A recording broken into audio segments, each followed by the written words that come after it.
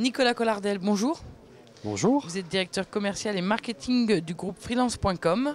Donc Freelance qui a été créé dans les années 95, qui représente l'ensemble des indépendants. L'activité, plusieurs, les indépendants, mais également le portage.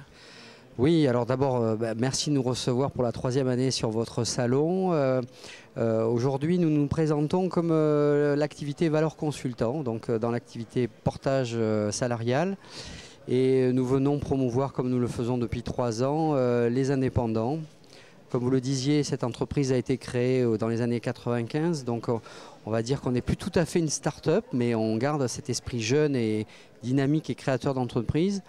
Et sur ce salon aujourd'hui, une année de plus, nous venons encourager des indépendants à créer leur structure et les accompagner un petit peu à la manière d'une pépinière. En fait, freelance.com est la société reconnue des grandes entreprises pour proposer des services d'indépendants et la maîtrise de la vigilance de la réglementation de la sous-traitance.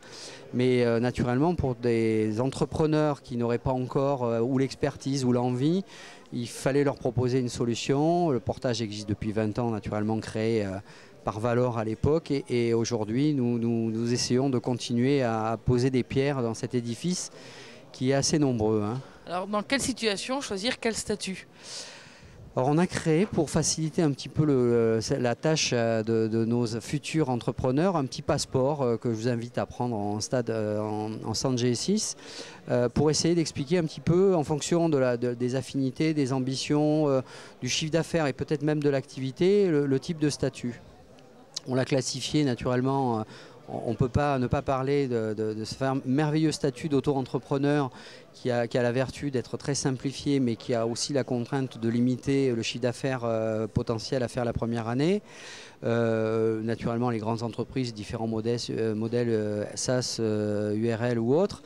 Et aujourd'hui, on positionne le portage salarial vraiment comme étant un tremplin momentané pour permettre aux gens d'essayer un business model, pour pouvoir aussi se séparer du modèle de la société salariée et aller doucement vers le modèle d'entrepreneur, sachant que pour beaucoup de gens, c'est vraiment un grand écart très important. Donc on les accompagne dans cette démarche qui peut prendre 1 an, 2 ans, 3 ans. Et puis après, ils volent de leurs propres ailes et ils deviennent des clients qui nous demandent de porter à nouveau des collaborateurs. Si vous deviez donner un conseil à une personne qui souhaite se lancer, alors en freelance, en portage salarial ou créer son entreprise ?